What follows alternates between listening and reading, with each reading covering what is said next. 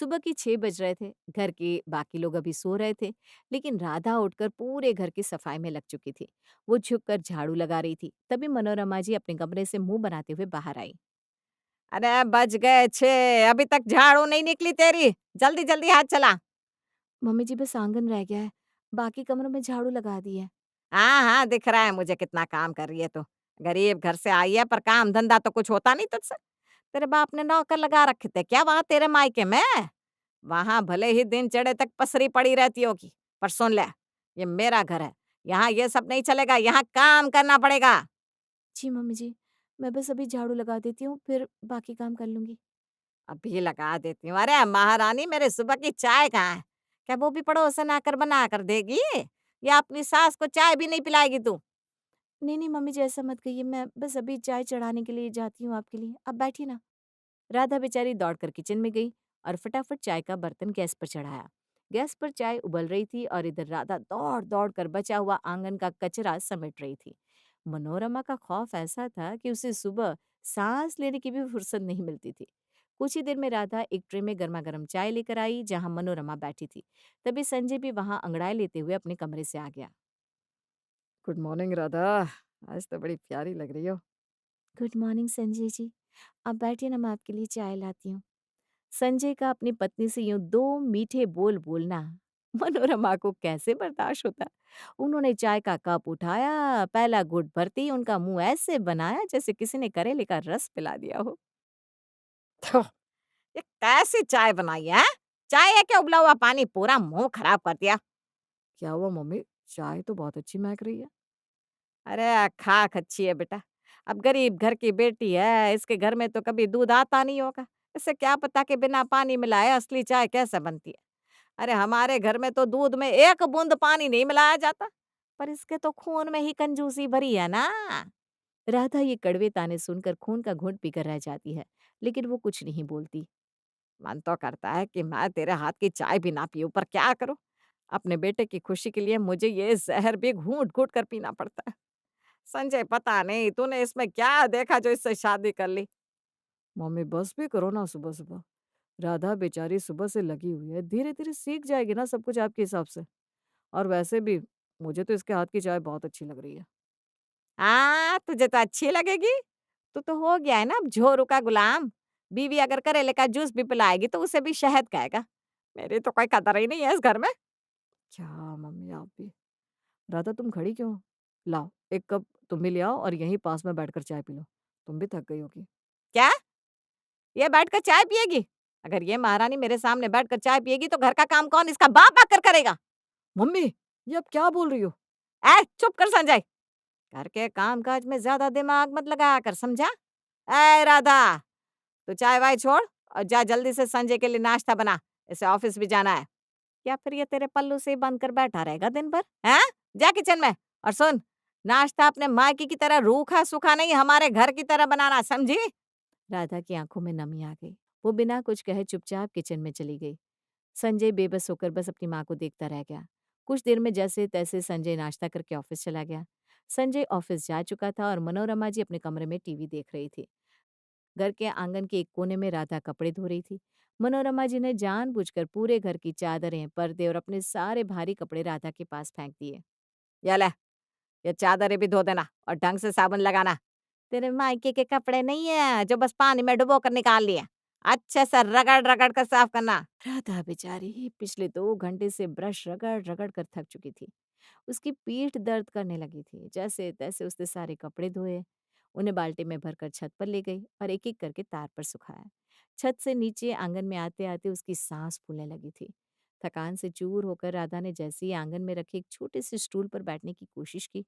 अरे ओ महारानी, हैं? ये क्या कर रही है तू? मम्मी जी कुछ नहीं, वो बस थोड़ा सा बैठ रही थी। कपड़े धो धो कर बहुत थक गई हूँ। हैं? थक गई? अरे बाप रे!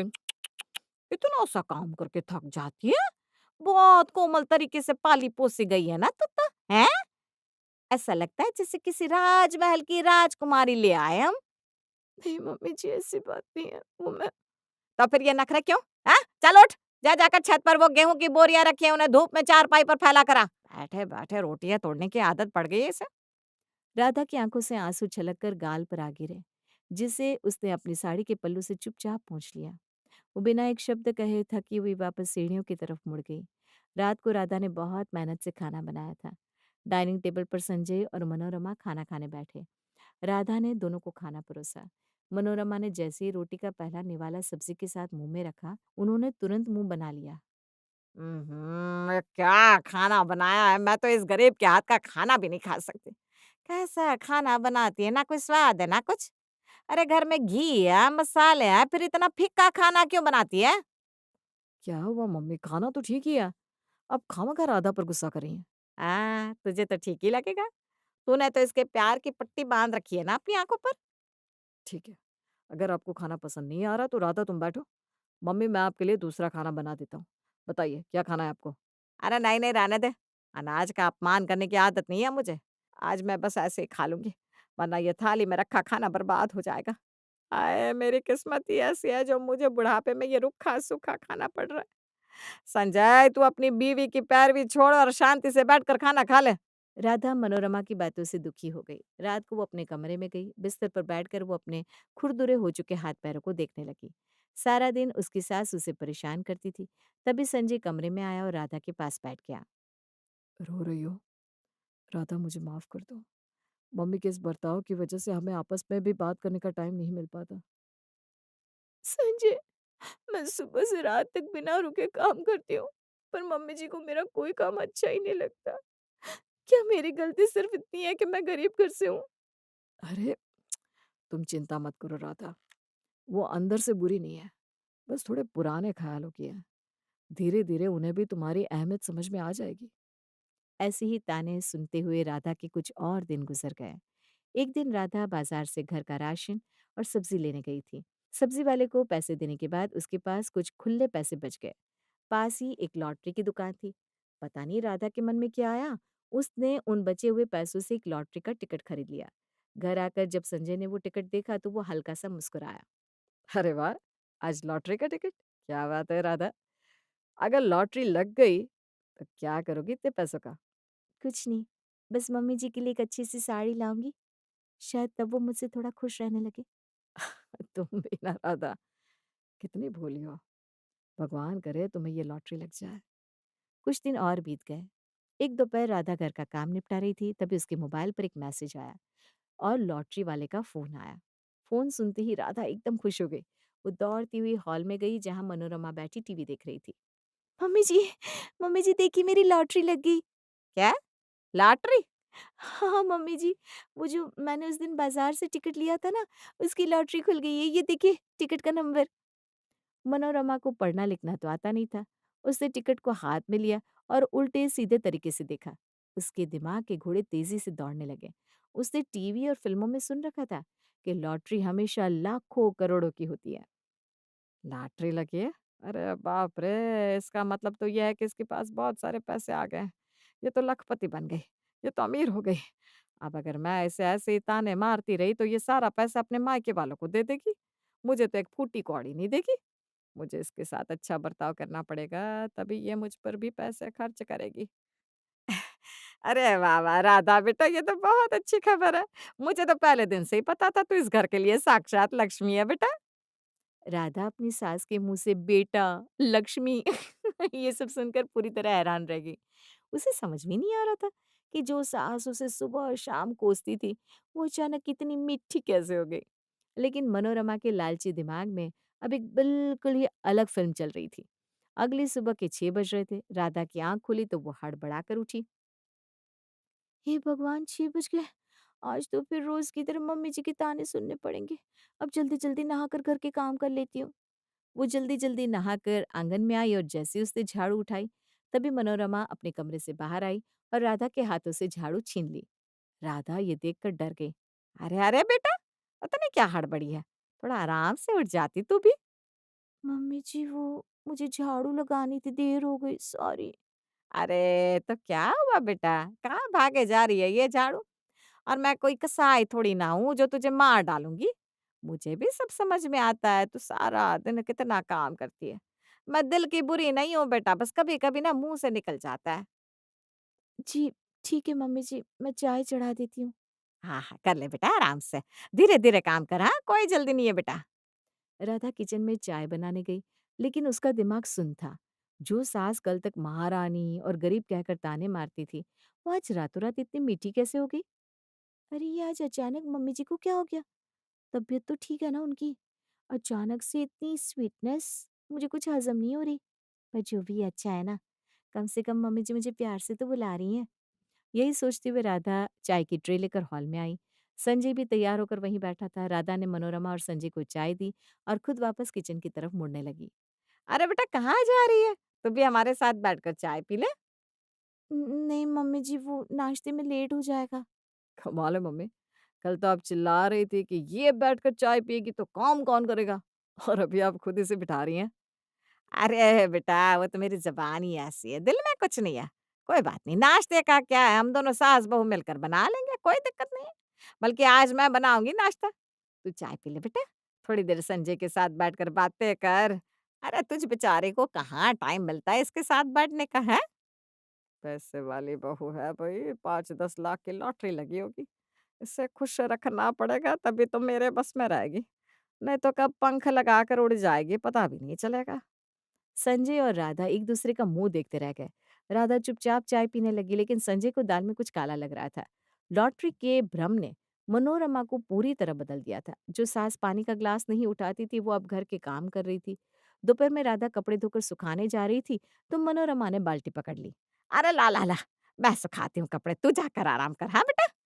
अरे मम्मी जी, पर अरे परवर कुछ नहीं, घर का काम मिल-जुल कर ही करना चाहिए। तू कितना काम करेगी, थक गई होगी, जा जाकर आराम कर। ये 4 कपड़े ही तो है, मैं सुखा दूँगी बेटा। रात के खाने के समय भी मनोरमा का यही नाटक चालू था। जिस खाने को वो कल तक जहर बता रही थी, आज उसी खाने के निवाले खाते हुए उसकी तारीफों के पुल बांध रही थी। वाह! कितना लज़ीज़ खाना बनाती है तू राधा। मेरी बहू सच में लाखों में एक है। थैंक यू मम्मी जी। अगली सुबह राधा आंगन में झाड़ू लगाने लगी, तो मनोरमा फिर आधम की। मैं लगा देती हूँ बेटा झाड़ू, रुक जा, रुक जा। नहीं नहीं नहीं मम्मी जी, आप क्या कर रही हैं, मुझे करने दीजिए। संजय को सारी बातें समझ में आ रही थी। वो सोफे पर बैठकर मजे लेते हुए कहता है। अरे करने दो ना राधा मम्मी को काम, सेहत अच्छी रहेगी उनकी। बुढ़ापे में हाथ-पैर चलते ही रहने चाहिए। हाँ बेटा, मिल-जुल कर काम करने से ही तो घर स्वर्ग बनता है। ला, मुझे दे झाड़ू। एक बार बस इसके पैसों से अपनी तिजोरी भर लूँ, फिर बताती हूँ इस संजय के बच्चे को। अभी तो इस गरीब मेरा मतलब है इस अमीर बहू की चमचागिरी करनी पड़ेगी। राधा अभी भी कंफ्यूज खड़ी थी और मनोरमा पूरे आंगन में झुक झुक कर झाड़ू लगा रही थी। तभी अचानक श्यामा वहां पहुंची। अपनी माँ को इस तरह पसीने में तर बतर होकर झाड़ू लगाते देख श्यामा की आंखें फटी की फटी रह जाती है।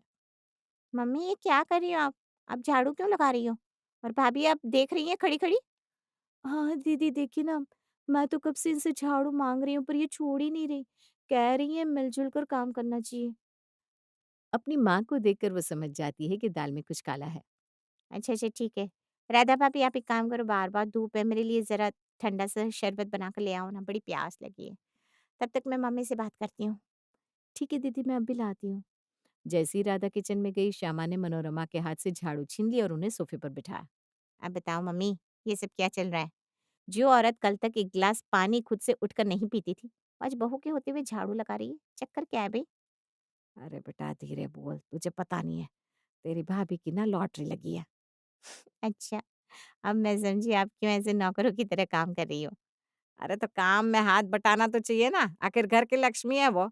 अब इतनी बड़ी लॉटरी लगी है तो मुझे भी तो कुछ हिस्सा देगी। मैं तो कल ही सुनार के पास जाकर अपने लिए कंगन का डिज़ाइन देखने वाली हूँ। अच्छा मम्मी, पर आपको पता भी है कितने की लॉटरी लगी है?